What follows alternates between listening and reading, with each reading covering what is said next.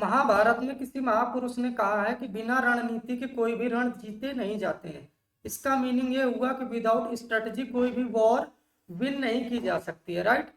आपके JEE mains first का approximately last 80 days है प्रिपरेशन के लिए, और इसके बाद आपकी board exam 12th board exam की डेट भी अनाउंस कर दी गई है, जिसके टेंटेटिव डेट 15 फेब से 15 मार्च के बीच है। सबसे बड़ा क्वेश्चन बच्चों का आता है, सर हम जेई मेंस के एग्जाम के साथ बोर्ड को कैसे मैनेज करें, या बोर्ड के एग्जाम के साथ साथ जेई मेंस के एग्जाम को कैसे मैनेज करें। तो सिंपल सी मैं बच्चों को एक स्ट्रेटजी बताता हूँ। लास्ट के 90 से 80 डेज के लिए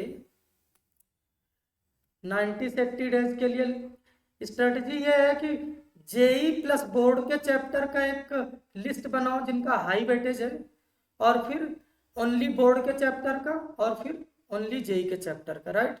इन्हें आप एक बार कंप्लीट कर लेंगे क्लास के अंदर जब आपका टीचर पढ़ाएगा, और आपके नवंबर के महीने में नवंबर में आपको क्या करनी है कि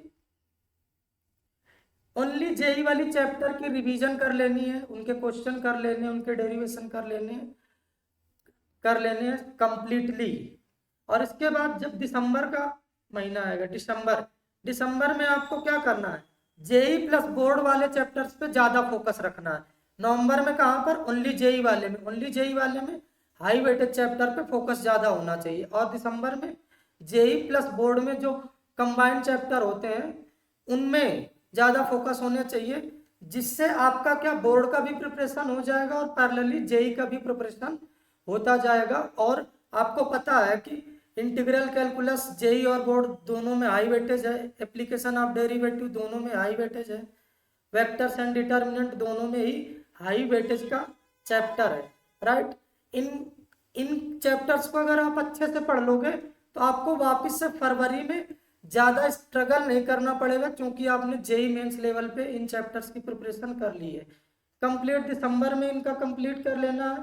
अब जब आपका जनवरी आएगा, लास्ट 15 डेज में दोनों ही सेक्शन के जो जेई वाला है पूरा फोकस जेई के सिलेबस पे रखना है, पूरा कंप्लीट फोकस जेई के सिलेबस पे रखना है, और उनके फार्मूले डेरिवेशन और क्वेश्चन प्रैक्टिस करने हैं लास्ट 15 डेज।